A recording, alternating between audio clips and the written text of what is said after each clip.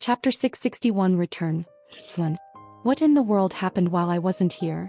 After Kevin teleported back to Amora and saw what appeared to be an entirely flat land, he was at a loss for words and remained there for some time. What exactly happened here? There was a smoky odor that lingered in the air, and the area of land in front of him was completely charred and devoid of any and all vegetation. The sky continued to be covered in ominous clouds, and a sense of gloom pervaded the entire planet. The view that greeted Kevin when he arrived in Amora was completely different from what he saw when he first arrived in Amora. Did Rin do this? This was the first thought that crossed Kevin's mind when he saw the scorched land. After releasing a long sigh, he reached into his dimensional space and pulled out a small communication device. He quickly activated it. Oh, looks like someone has finally decided to show up. A familiar voice echoed from the speaker of the communication device. Kevin's lips slightly curled. I'm guessing that you're the one responsible for this mess. A smart one you are. I know I am. Kevin secretly rolled his eyes. Alright, come and get me. We don't have much time. Sure, send me your location. I already did. Oh right. Give me a sec. As soon as those words were spoken, Kevin was hit with a gust of wind, and his clothes and hair began to flutter. A figure soon appeared in front of him. That was fast. Glad you're impressed. Rin and Kevin exchanged a simple hug before Rin handed him a brown bracelet. What's this? Put it on. Okay. Kevin obeyed Ren's instructions and put on the bracelet as he had been told. Soon after he had fastened the bracelet around his wrist, Kevin noticed a change in the surrounding area, which caused him to jump in surprise. Relax. Rin gave the tiniest smile as he turned his attention to the horizon, where he gazed at what appeared to be a large city encircled by a transparent yellow dome. The bracelet you are wearing enables you to see the city. A large camouflage system currently surrounds the city. This is to prevent the demons from discovering what is happening, and only with the bracelet can one see the city. What? The shock on Kevin's face only grew the more Rin spoke as his mouth hung open. City? Camouflage system. What's going on? As Kevin turned his attention back toward the city, he found that he was unable to utter a single word. He was beyond speechless. In particular, he was drawn to the appearance of a particular structure. The structure was surrounded entirely by glass and was designed to look like a large rectangle that jutted upward into the air. It was situated on the very edge of the cliff, and it wasn't particularly tall. There were no more than 20 floors. But Kevin could tell at first glance that it had been constructed with some very advanced technology, perhaps even beyond that of the human domain. The changes in the lower levels are just as shocking. Kevin observed, as orcs moved throughout the entirety of the lower levels carrying heavy rocks, that a large frame of what appeared to be extremely large walls was gradually beginning to take shape around the areas where the camouflage dome rose up. The walls encompassed only a relatively small area of land, a radius of approximately 20 kilometers extending outward from the hill on which the large structure was located. From where he stood, he could see buildings slowly being built at the bottom as well as the frameworks of the houses. Because they were only skeletons and frames, he couldn't see what the houses looked like, but from a glance he could tell they were more earthen and modern in style. Crazy. Kevin muttered something under his breath as he watched everything take place right in front of his eyes. The scene that was unfolding in front of him was nothing short of incredible, even for someone like him. It's cool, isn't it? Ren's voice echoed beside his ear and Kevin nodded his head. It sure is. You might not believe me, but I've built all of this in the span of about 15 days. Oh. Kevin gave a calm nod, giving no indication that he was surprised. He didn't have any reason to be surprised because he understood how all of this could have been built in such a short amount of time. The orcs must be efficient workers. Sort of. Rin scratched the back of his head. However, it is not actually this quick because of them alone. The dwarves are incredibly useful and make them much more efficient workers. They were the actual cogs that made this machine work. Rin silently whispered under his breath as he took in the scenery. I see. Kevin muttered silently as he nodded his head. Ren's explanation made sense. The dwarves were indeed smart and efficient when it came to this type of stuff. Had it not been for them, all of this would have only been possible in a few decades' time. Rin added while Kevin simply nodded his head. Yes, I get it. He then turned to face Rin. Enough about the dwarves, what else have you added to this place? I'm glad you asked. Ren leisurely walked forward with his hands behind his back. Kevin walked beside him. Because we don't have a large enough dwarven workforce at the moment, we can't take on too much work right now. The orcs are typically in charge of building the walls and constructing the structure, while dwarves are in charge of the planning and organization of everything. As it should be. Kevin inwardly mumbled. There was no way that the orcs, who were significantly stronger than the dwarves, could expect the dwarves to be able to carry the heavy materials and rocks as they did.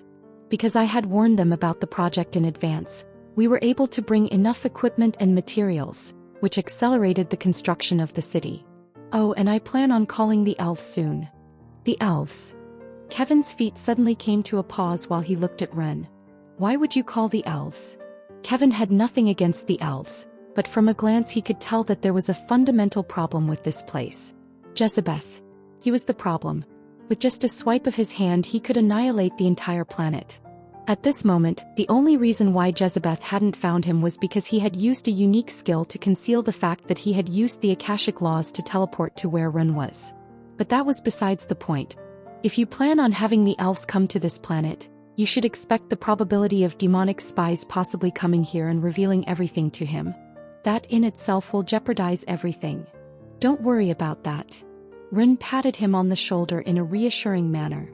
I have already taken that into consideration and I have devised a few solutions that can be implemented in the short term. In addition, I have a solution that can be implemented in the long term as well, but it could take some time. Kevin's eyes narrowed, but he eventually nodded his head. Well, fine, since you seem to know what you're doing, I won't say much anymore, but... His head cocked a little as he pondered. Actually, there was something he was still confused about. Why do you need the elves' help? Realistically speaking, they won't be able to build much with construction and stuff and... Kevin's expression stiffened halfway through his words. He turned to look at Ren. Don't tell me. Ren smiled back at him and nodded. It's exactly as you're thinking. I'm planning on having them create mana and place it within the city. Creation, destruction, foundation. Those were the three fundamental components that made up the world. Without creation there would be no destruction, and without foundation there would be no creation. The general consensus between the three races was that the dwarves represented creation, the orcs represented destruction, and the elves represented foundation. They, who knew how to manipulate mana better than anyone else, also knew how to create it. It was something that only they, beings that were closest to mana, knew how to do. Isanor, Elven Domain. What have you called me for, Rander? A sweet and crisp voice reverberated throughout an empty hall. The voice belonged to none other than Malin, the Elven Queen. Nice hearing from you too.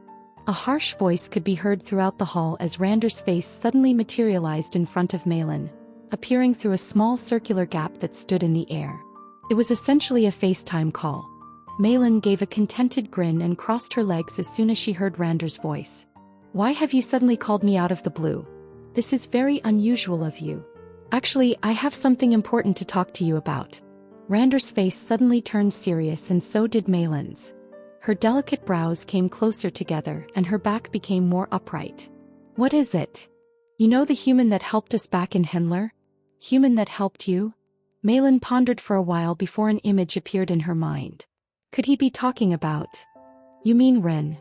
Malin's mouth opened instinctively as she said a name. Rander showed a surprised look. Oh, so you do know him. So, it's indeed him. Yes, I do. Malin nodded her head. He has also helped me out in the past. You too? Rander suddenly burst out laughing. Ah, what a strange coincidence. His laugh subsided shortly after and he stroked his long beard. Well, that makes things easier for me. Go on. I don't have that much time. Does it have anything to do with the Fallen? Malin felt her head hurt when the word Fallen was mentioned. They, like Inferno, Monolith, and Gobra, were the demonic organizations for which those that signed a contract with a demon resided. In this case, Fallen was the respective organization for the elves. Yes, so please be quick with it. I don't want to think about them right now. Malin massaged her forehead. If it's not anything important, I'll just end this meeting. Haha, I can reassure you that I won't be wasting your time with this meeting. Rather, you will be thanking me once this is over. Oh. Malin raised her head. She was starting to feel curious now. For what reason did Rander seem so confident? As soon as Rander noticed the interested expression on Malin's face, he broke into a broad grin. He stopped dancing around the issue and came clean with the information. Rin has recently gained access to an old Orson planet which is filled with natural resources, and we are planning on building a city on it. It's a city that will not have any contact with the outside world, and that will only be revealed once the third cataclysm comes forth. Another planet, secret from outside world, resources. Malin mumbled the key points to herself as her eyes widened with surprise. Is this true? Just in case she wanted to ask again. Simply put, what Rander told her was hard to believe, especially since it was believed that most habitable planets had already been taken by the demons long ago. Rander energetically nodded his head once he heard her words. It's true, I've seen it with my very own 2 eyes. Hiss.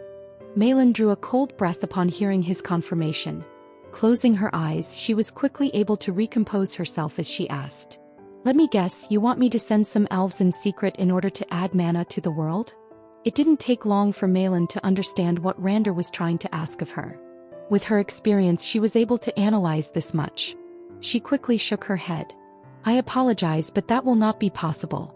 Excluding the threat posed by the Fallen, we cannot inject mana into something of planet-sized proportions. It's just 2M. Who said anything about planet? Rander stopped her mid-sentence. We don't need to have mana cover the whole planet. What we need is for it to just envelope the city. That shouldn't be too hard, should it? That. Malin furrowed her brows and lowered her head as she contemplated. Indeed, if it's just a city, inserting mana shouldn't be too hard, but it would be costly. As if he could read her thoughts, Rander spoke. If you're worried about cost, don't worry about it. This place is extremely rich in nutrients. If you manage to insert mana, I guarantee you that you will be able to grow anything that you want. Anything. Malin slowly raised her head and stared deeply into Rander's eyes. While maintaining eye contact with her, he gave a slight nod of the head and gradually lowered his voice. Anything. Chapter 662 Return. Here you go. Do you have what I requested? Kevin slid a thin red book over to me at my desk and then sat back down on the couch behind him. After scribbling a few things on the piece of paper in front of me, I turned my head ever so slightly to look at him and waved my hand over a certain spot on my desk. A thin transparent flask materialized on the table. I then dragged the book over to my side and casually opened it.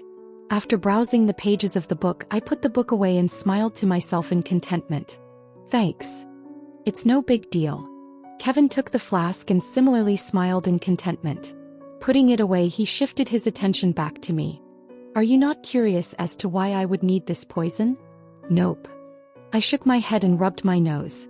While I readjusted my glasses, I tinkered with the pen that was already in my hand before beginning to write once more. There were a lot of things that I needed to take care of, and I barely had any free time to spare. Especially considering that I was just about to return back on planet Earth. I wanted everything to be perfect before I returned. Nothing could be overlooked. I'm going to kill Malik al-Shayatin. Unfortunately, I did not have the opportunity to concentrate on my work as I took my glasses off in a collected manner and laid them out on my desk. What are you smoking, and can you tell me who your dealer is?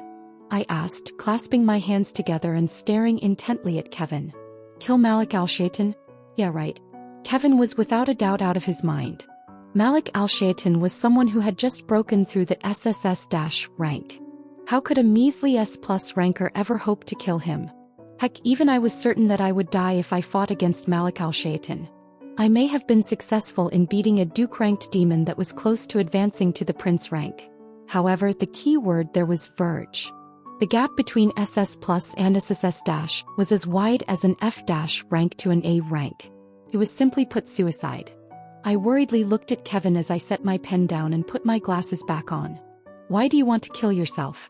Are you not satisfied with your current life? Are you depressed? Tell me, I'm here for you. Fuck off. That's a bit harsh. I pretended to look hurt at Kevin's harsh remarks. Here I am worried for your life and all I get is a fuck you. Wow, I'm about to cry. Kevin rolled his eyes as he crossed his legs and glared at me. Are you done? I'm being serious here. Me too. Kevin's mouth twitched and black lines appeared on his forehead. I gave in when I saw that he was about to erupt in anger. Fine, let me hear your plan. Thank you. Kevin's expression returned to its usual calm, and for a brief moment, I thought I was the one being duped by him. Left a bit of a sour taste in my mouth. You know about the meeting that will take place right after you return, right? Of course I do. The Assembly. A significant event in which the 50 highest-ranked individuals in the human domain formed an alliance to combat the monolith. In contrast to the monolith, which functioned as a single cohesive entity, the forces that comprised the human domain were dispersed, with the Union serving as the most powerful of the various organizations. In spite of this, when contrasted with the strength of the monolith, their power was still inferior. The only reason the monolith did not launch a full-scale invasion on the human domain was because the human domain did not only consist of the Union. If push came to shove and all the powerful forces joined together, the monolith would face a competitor that was equally as powerful as it was. The purpose of this assembly was to create such an alliance that was strong enough to go head-to-head against the monolith. It was also a meeting that I was supposed to attend. During the event, Malik al-Shayatin will make an appearance. Kevin's words caused my eyes to sharpen. As expected, he recovered his memories of the past. This wasn't something that he would know unless he recovered his memories. Opening my mouth, I asked, "You're the one responsible for killing all of the monolith spies, aren't you?" I already knew the answer, yet I was still waiting for him to directly confirm it to me. There could be no one else, but he could be capable of killing the monolith spies. After all, he could directly bypass the laws of the contract. I am. Kevin calmly nodded his head, his fingers drumming over the armrest of the sofa. By now, they most likely have an idea that it is either one of us that is responsible for the killing of the spies. My mouth twitched when I heard his words. Shit, I didn't do anything this time, and for some reason they are suspecting me. I didn't know whether to laugh or cry. Taking note of my gloomy expression, an amused smile formed on Kevin's lips. It couldn't be helped. There aren't too many swordsmen in the top 100. It is inevitable that they will suspect that it's either one of us. Fuck, couldn't you have changed your weapon? Also, why would they suspect us when the contract says that we can't attack them? It isn't so easy to kill rankers without my main weapon, and you're not part of the Union, so you can technically kill them. Kevin helplessly shrugged his shoulders while I gnashed my teeth in annoyance. Useless. Hey now. You've pulled similar stunts on me a million other times in the past. Don't act like you're completely innocent. My mouth instantly shut. Indeed, Kevin was correct. In the past, I had engaged in activities very much like those he described. Alright, fine. Get to the point. What exactly are you going to do during the assembly? As you know, I am not going to be participating in the assembly. Yeah. Kevin wasn't in the top 50, so he wasn't invited to the assembly. Plus, since he was part of the Union, he didn't really need to attend. Actually, that's on purpose. I figured that much. It is fair to say that it was a little strange to see Kevin's rank fall short of the top 50. Given his overdrive and his signature Levi Shaw style, there probably wouldn't have been much of an issue for him to reach the top 50. In light of the fact that some of the spies planted by the monolith had vanished, I had a sneaking suspicion that he was plotting something. As I continued to look at Kevin, I had a sudden thought pop into my head. Don't tell me that you're planning on killing Malik al-Shayatin during the time that the assembly is running? During the assembly, Malik al-Shayatin will send a projection of himself in an attempt to infiltrate the minds of those in attendance.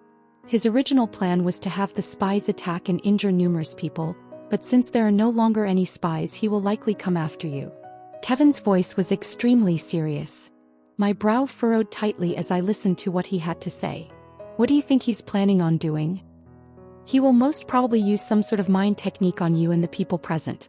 I'm telling you now in advance in order to prepare you for what is to come. I see. I leaned back in my chair and crossed my arms across my chest. Lowering my head, I looked at Kevin. What about you? How are you planning on killing him? The projection. Kevin bluntly replied.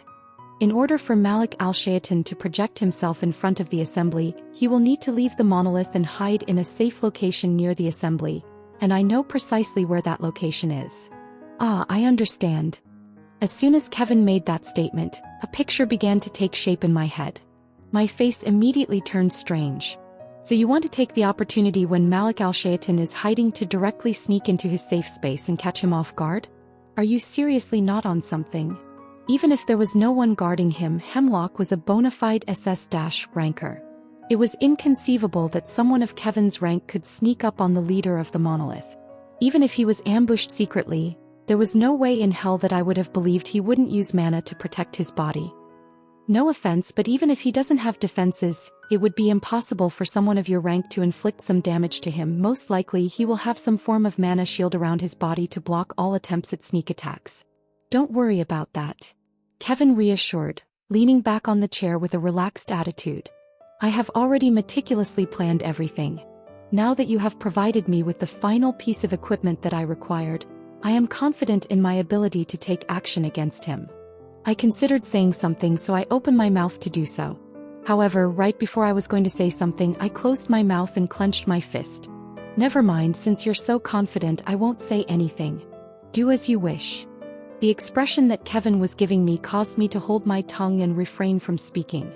He had long since made up his mind, and the reason he was divulging all of this information to me was not so that he could take my advice into consideration. Rather, he wanted to reveal to me what he intended to do in the future, and was perhaps wanting for me to cooperate with him. In the end, I could only relent and ask, "What do you want me to do?" "I'm glad you've caught on." Kevin began to explain to me a portion of his plan while maintaining a smile on his face. Oddly enough, he didn't say everything and only provided me with a brief rundown of what I needed to do, but I wasn't all that curious anyway, so it didn't bother me too much. As long as he could get it done, a lot of my problems would disappear. Hence why I made sure to pay close attention to all of his words. Your primary duty is simple. So, make sure that you stall for as much time as possible during the time that he shows up. Get Malik al-Shayating's focus to direct itself toward you so that his defenses lower. Once you have accomplished this, I will take care of the remainder. Stall? That sounded rather simple. Is that all you really need me to do? Yes. Kevin gave a thoughtful nod. After looking into his eyes intently and noticing the seriousness in them, I eventually brought my eyes to a close and let out a long, drawn-out sigh. All right then. I will do as you wish. Chapter 663 Return 3. Are you guys ready? Kevin looked around the room and then asked. Presently, Rin, Melissa, Amanda, Jean, and the other members of Ren's mercenary group were all standing in front of him. They were currently making preparations to return to Earth, but because the portal had been deactivated for safety reasons, they could only do so with Kevin's assistance. We should be. Rin spoke, glancing around to ensure that everyone was present. Although I would have liked to remain here, I have something to do in the human domain, so everyone can only follow me back. Emichum. Kevin nodded his head silently when he heard Ren's words. The difference in time flow, while beneficial, also presented some challenges, and so should be viewed as having an equal amount of potential disadvantages as advantages. Particularly so if one was from Earth or a human being. With time flowing slower here, one might find themselves aging rapidly. In spite of the fact that Rin and Kevin only differed in age by a matter of a couple of months, the fact that Rin had spent some time in Amora meant that he could now be considered to be older than Kevin. The same went for Emma and the others. It was strange to think about the fact that they were now technically older than he was, despite technically being younger. What a mess. The point that was being made was that spending an excessive amount of time in Amora was not necessarily a good thing. They were effectively running the risk of aging at a rate that was significantly faster than average humans on Earth. In the time it took for 1 year to pass on Earth, 10 years would have been up and running in Amora. It was because of this particular factor that no one present ever entertained the idea of concealing members of their family or close social circle here. Since everyone is ready, I'm going to start the portal. Currently, he could feel eyes glaring at the back of his head, but he pretended not to notice. Taking his mind away from the matter, Kevin took out a core from his dimensional space and crushed it in his hand. A scene that was all too familiar to Kevin began to materialize in front of everyone as the mana from the core began to disperse into the room. This resulted in the unavoidable thickening of the air, through which strands of mana could be observed floating. After a short period of time, a white ball materialized in the middle of the room, and the mana that had been dispersed throughout the space began to swirl around it. After exactly 1 minute had passed, a portal formed in front of everyone. The room became deafeningly quiet when the portal appeared. I never get tired of seeing this. Rin mumbled in surprise, blinking his eyes a couple of times, seemingly trying to imprint the scene inside of his mind. Well, What are you waiting for? Let's get going. The moment I emerged from the portal, the first thing I did was check on the state of the headquarters. Given the number of procedures that dwarves had performed in this location, I dreaded the worst. Messy floor? Broken furniture? Torn couches? Was what I expected to see the moment I set foot in my headquarters, but you know what? It doesn't look half bad. I was pleasantly surprised to find the room in pristine condition. Even though there were a lot of wires sprawled all over the floor, it wasn't nearly as cluttered as I had anticipated it to be. It was clear that the dwarves had cleaned up after themselves. Ugh, my stomach. It's bright. We're back. As I continued to look around, one by one, people began to appear from the portal that was behind me. Because Kevin was familiar with the precise coordinates of my warehouse, he was able to teleport us here. In the end, Kevin was the very last person to emerge from the portal after a total of 10 minutes had elapsed since the opening of the portal. Are you sure it's okay to leave the dwarves there unsupervised? I was able to make out Kevin's voice as he emerged from the portal. Don't worry about it. I waved my hand at him. Unlike us, the dwarves have a much bigger lifespan. Our absence won't hurt them much, plus I've got Silig taking care of the matter. He was dependable enough to handle such insignificant concerns on his own. Furthermore, with Suri all around and contracted to me, there was nothing that I had to fear. He would make direct contact with me through the dwarves if something was up. I think it's time for me to go back. I'll have to get ready for the assembly. Sadly, there was no time for me to rest. I knew that I needed to get back home quickly because the assembly was going to start in approximately 2 hours, and it would take at least 15 minutes for me to get back home.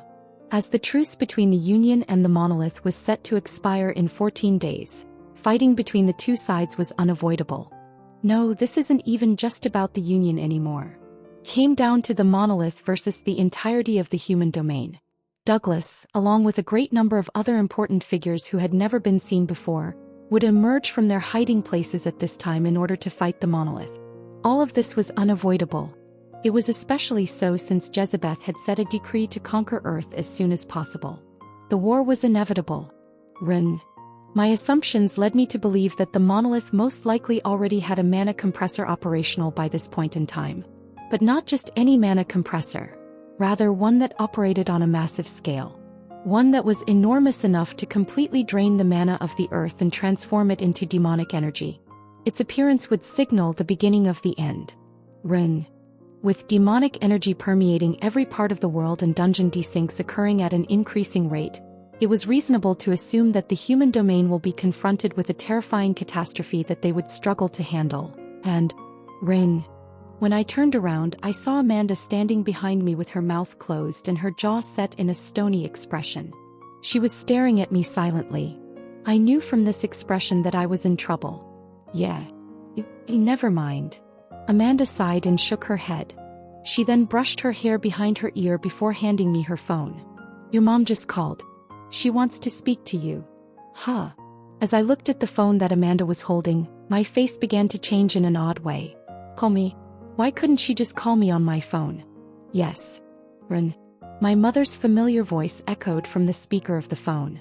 What is it, Mom? Why did you call Amanda, and how did you know that I was back? That's because Amanda sent me a message. Oh, did she? I glared at Amanda from the side. She ignored me and fiddled with her hair. My mouth twitched. Is this how you're going to be? Fine. Is there anything that you would like from me, Mom? Yes, actually. Edward, Amanda's father has contacted me and told me to tell you that he will be leaving in an hour and a half. So you better hurry home or he'll leave you. Ugh. I groaned out loud. Did he seriously tell my mom to tell me something like this? Couldn't he have just messaged me?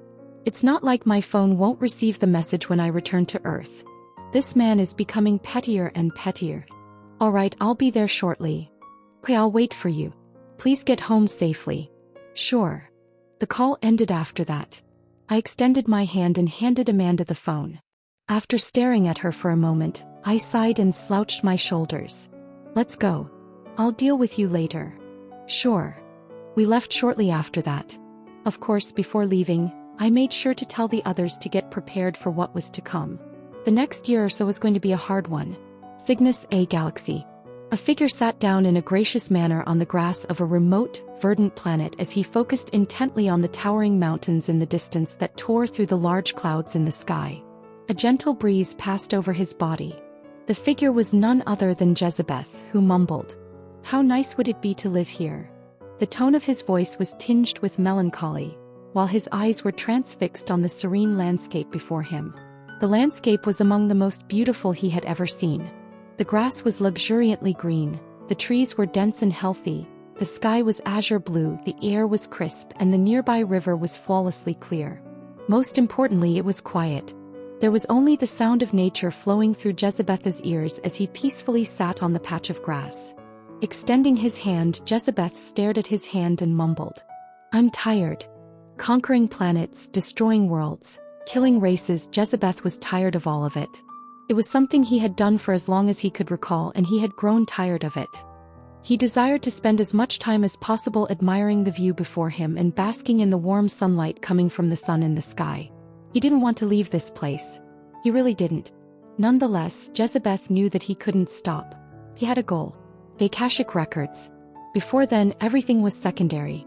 Jezebeth knew that he was nearing the end of his solitary, thorn-filled journey. He was finally going to get the answers he so desperately wanted. The answers to his existence. Just a little bit more. Jezebeth knew that he only had to endure a little bit more before he could finally enjoy this scene to his heart's content. Everything that he had planned had been put into motion.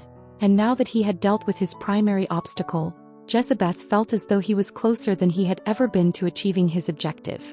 So long as nothing deviated from his vision, the records were as good as his.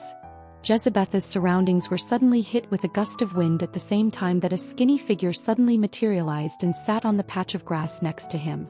The focus of Jezebeth's eyes never left the surroundings far off in the distance, in spite of the figure's sudden appearance.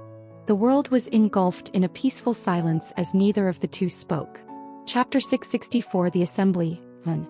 Your tie is crooked. Don't worry about it, I'll fix it later. What fix it later? We are approaching the meeting location. People will give you strange looks if you enter with a tie like that. They'll look at me weirdly even if my tie isn't like this, father-in-law. What did you just call me? Oops. I covered my mouth as I stepped out of the back seat of a black SUV. Edward exited the vehicle on the opposite side, glaring daggers in my direction. His face slowly turned pale. Don't tell me. Oh yes. It's exactly what you're thinking. I seriously nodded my head, brows interlocked tightly together. Edward's face underwent such a drastic change the moment those words escaped my lips.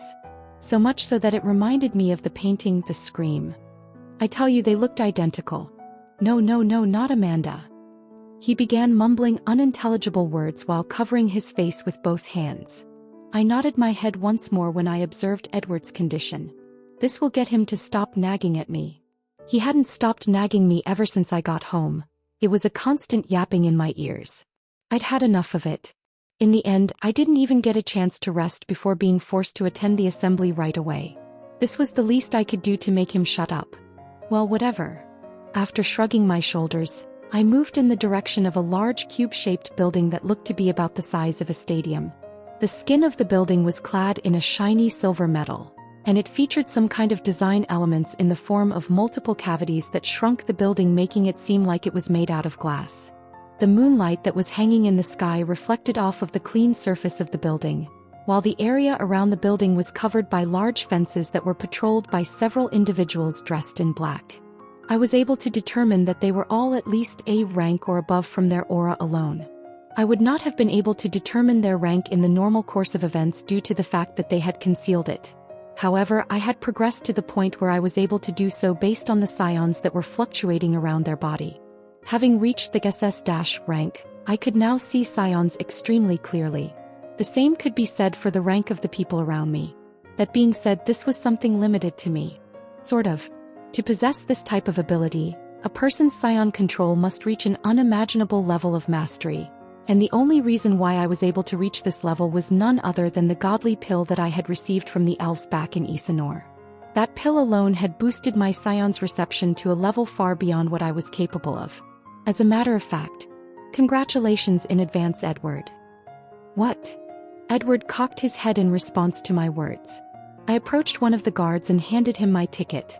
Well, since you're trying to hide it, I won't say much, but you sure hid it well. Ha! The look of bewilderment that was on Edward's face grew. I smiled at him slightly before drawing 2 assists in the air. WH. Yo. How? As expected, Edward's expression shifted once more as he looked at me in disbelief. When I saw his reaction, a very slight upward movement occurred in the corner of my lips. Even if you're trying to hide it, I can easily see that you're about to break through. Within a month's time, he was without a doubt going to break through to SS-rank. Nothing could escape my eyes. We were fortunate to have invites with us. Edward and I were able to enter the building without any difficulty. It was also because of them that Edward didn't cause a scene and I was able to enter the building without any problem. The interior of the building was equally as impressive as the exterior, with a red carpet extending across the floor, paintings hanging on white walls, crystal chandeliers, and a marble reception area. On the surface, the location appeared to be no different than any other building that belonged to a sizable corporation. However, this was the furthest thing from the truth, as was made clear the moment that Edward and I entered the elevator and reached the ground floor. Ding!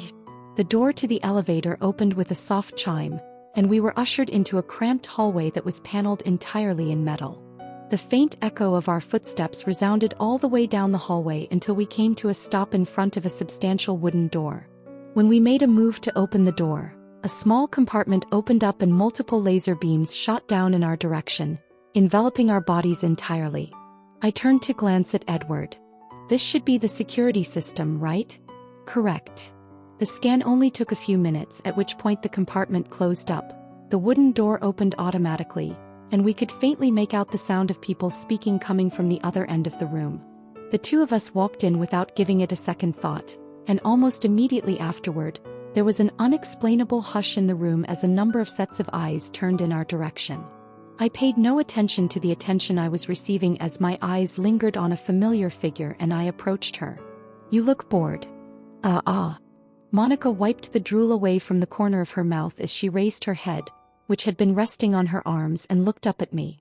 It took her 2 blinks before she finally understood who I was, at which point her eyes brightened. You're finally here. She patted the black leather seat next to her. Come have a seat. Sure. I complied with Monica's request and sat down on the seat. As soon as I sat down, my attention was drawn to the large oval desk that extended from one end of the room to the other, followed by the people seated at the table. In an instant, my eyes sharpened and I registered the faces of everyone present inside of my mind. Seth Cologne, Ivana Krala, Morgan Roseman, Newman Jordan. Figures that I had only seen in magazines and whom I had heard of at the lock.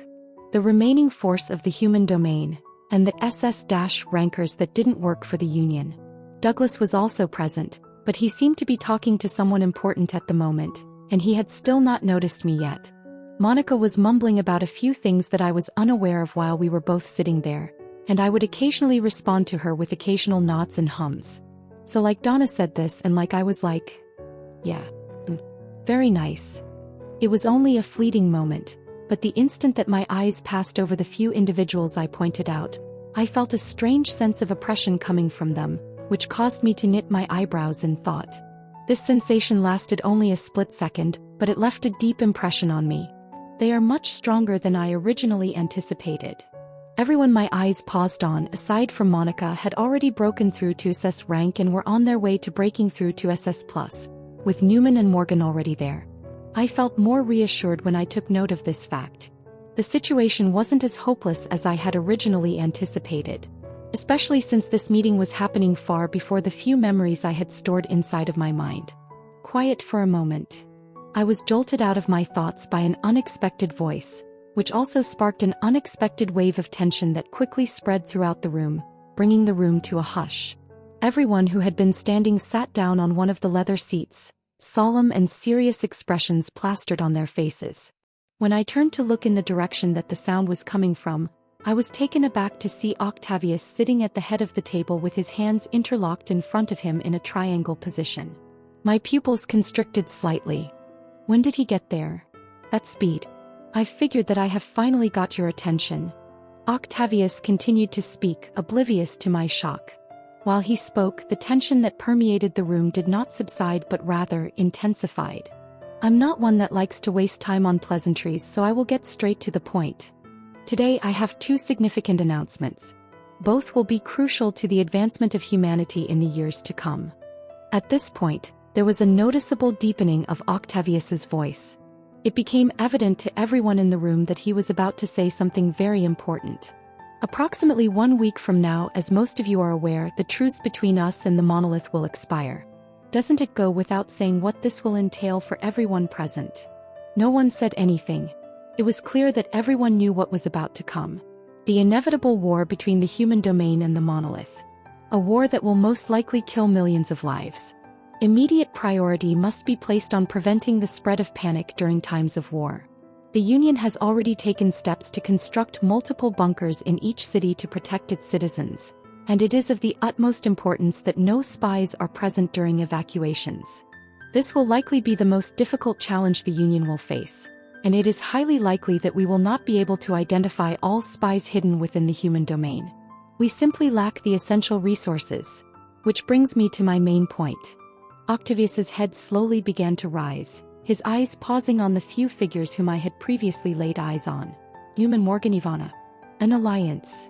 Octavius blinked a little longer than normal, his finger tapping on his other hand. If we want to make this work, the only way is through an alliance. My eyes closed and I leaned back on my chair the moment those words escaped from Octavius's eyes. Should be about time. Exactly on cue as I closed my eyes, a sudden scream echoed throughout the room, and one of the attendees jumped to his feet and clutched his throat. His struggle went on for a few more seconds, during which time his body contorted in an unnatural manner, making it appear as though he was possessed, and the veins on his neck protruded externally. Ugh! Black blood spat out from his mouth and his body collapsed shortly after. Black vein lines started to appear on his pale face in a slow manner. Thud. As everyone in the room stared at the body with an extraordinary amount of gravity, the room fell completely silent. The only people who remained calm were the top 10 rankers, and even they weren't entirely composed. The silence continued for a few seconds longer, and then just as someone was about to approach the corpse, the body contorted and with his right hand slamming against the ground, the corpse raised its head to reveal the features of a hideous creature. The creature had a pale face with black veins scattered all over its surface, black eyes, disheveled hair and broken teeth. It was nothing short of a creature straight out of a horror movie. If not for its weak mana fluctuations, one might have already killed it by now. Quack, quack, quack.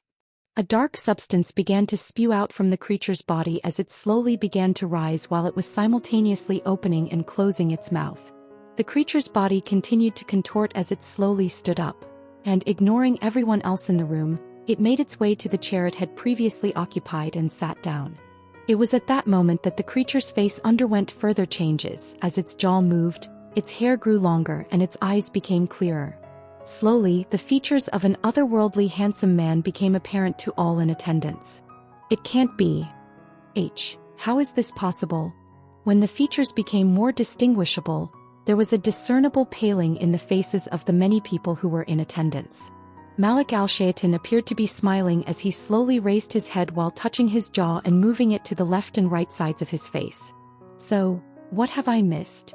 Chapter 665 The Assembly. Now that's what you call an entrance.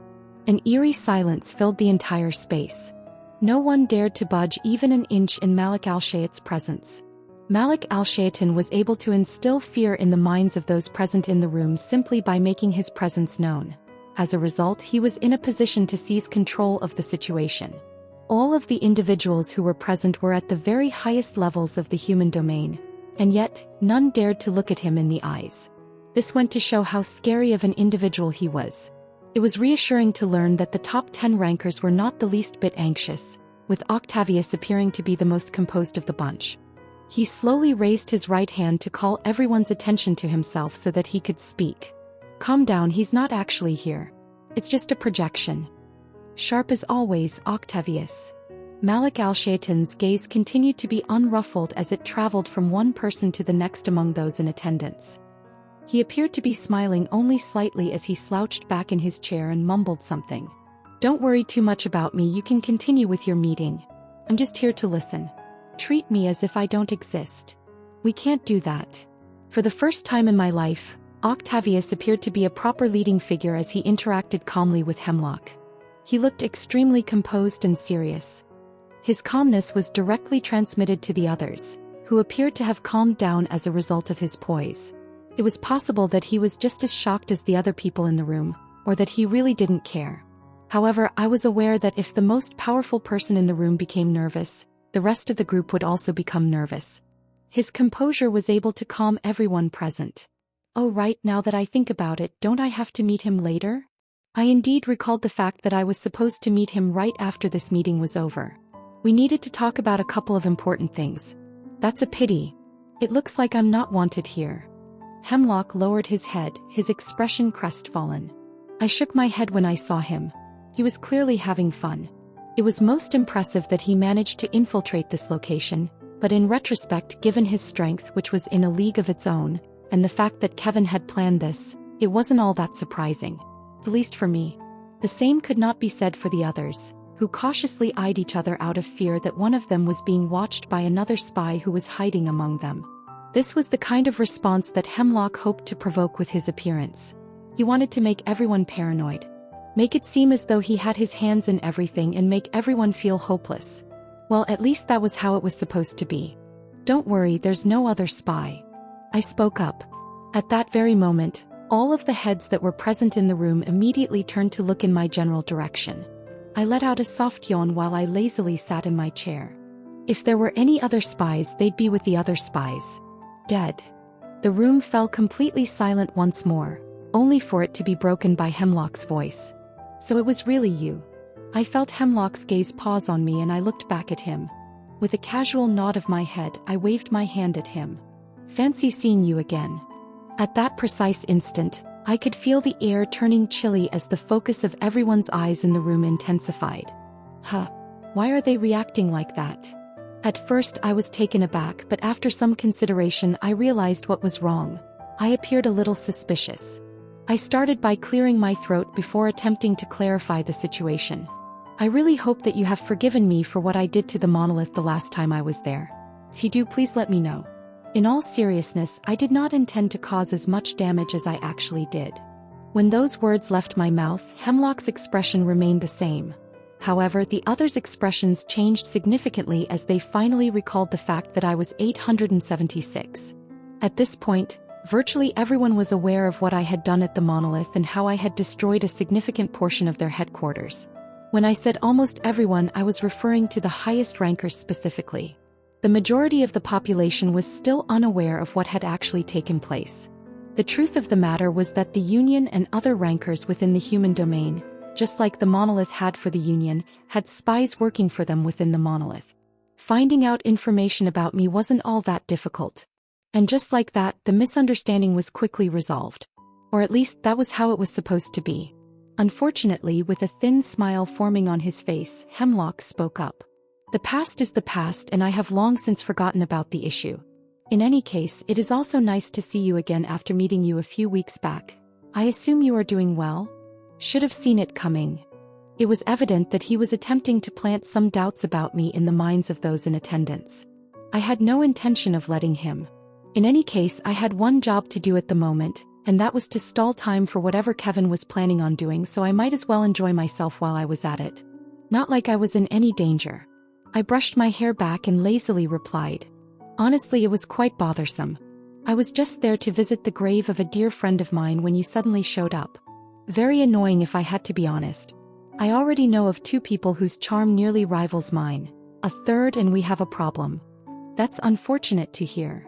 What's more unfortunate is the fact that you're here. And here I thought I managed to kill all of the spies that you've managed to plant into the Union. Looks like I have overlooked some spies. This was a lie. I wasn't the one that got rid of the spies of the monolith. This was Kevin, but that was irrelevant. I was attempting to anger Hemlock by claiming credit for the accomplishment. Get some reaction from him and gain some time, but, to my surprise, Hemlock appeared as composed as ever, as if he cared nothing about the spies that Kevin had eliminated. Well, in this case me. At that moment, my brows furrowed tightly and I had a sudden ominous premonition. Am I overlooking something important? at the top of a tall skyscraper. The moon hung in the sky, illuminating the skyscraper's top, where a shadowy figure stood. As red and white lines streaked across the city, a picturesque scene formed. Kevin inhaled deeply, his focus on the towering structure that stood directly across from him. Everything is ready. His eyes contained an uncommon callousness and his voice was especially chilling. Kevin raised his hand to his chest and clenched it tightly, feeling his heartbeat which was racing incredibly quickly. Staring at the building opposite him, he felt nervous. In his mind, there was no moment that was as important as this. Failure would only lead to the demise of humanity. Kevin knew that he couldn't fail. He had to accomplish his goal. I've already made the necessary preparations, there's no need for me to be nervous. Kevin's personality underwent some shifts as his lost memories began to trickle back into his consciousness one by one. It was also because of this that in spite of how he was feeling, he was able to keep his cool and not let his emotions get the best of him. He swiped the air in one single motion and a panel formed in front of him. Mirage Cloak. A skill that allows the user to conceal all traces of their presence and aura from those around them. Time limit, 10 minutes. Permeation. Ability that enables the user to avoid or get around physical obstacles by directly passing through them. The two new skills that he had recently purchased from the system shop suddenly appeared before his eyes and he activated them. His presence disappeared completely and his figure became transparent. In addition, he extracted from his dimensional space a small flask containing a small dagger. Poison of the Medivh. Rank. Description. A slow-acting poison that enters the system and severs all mana connections in the human body, eventually causing death. The poison may take some time to take effect, but once it does, not even an SSS-ranked user will be spared. It is insoluble in any liquid and extremely corrosive. Nillingham Dagger. Rank. Description. A throwable dagger with the unique ability to sever any form of energy, whether it be demonic energy, aura, or mana. It is possible to kill someone of a higher rank if caught off guard. Resilience, 3 times. Kevin removed the cork from the flask and poured the liquid over the dagger before storing the flask away. The dagger in Kevin's hand was something he had acquired by utilizing his newly acquired memories. It was his trump card and the item that gave him the confidence in completing what he was about to do. I'm ready. Overdrive. As a result of Kevin activating Overdrive, his muscles grew larger and his veins became more prominent throughout his body.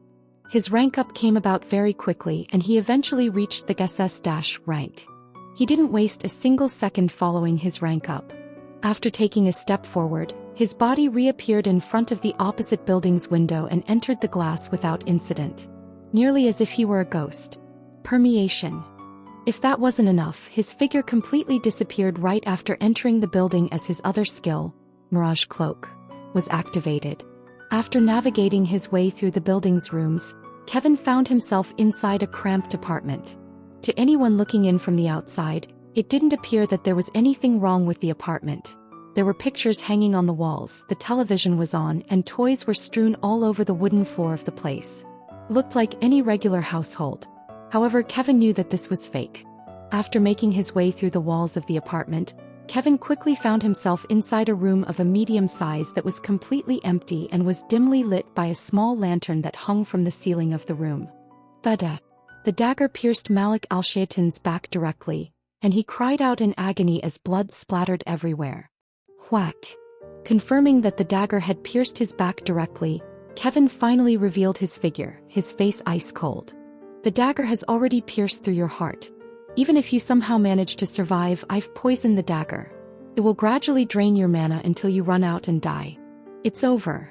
As he turned his head slowly to look at Kevin, Malik Al-Shaytan's face was extremely pale. Kevin knelt in front of him as Hemlock intermittently opened and closed his eyes and struggled to speak. Deeply gazing into his eyes, Kevin's crimson-red eyes shone brightly. Your biggest mistake, W. The expression on Kevin's face froze up about the middle of his sentence, and Malik Al-Shaytan's face began to change. It wasn't long before Kevin saw a familiar face materialize in front of his very eyes, and when he did, his face became noticeably more rigid. W. What?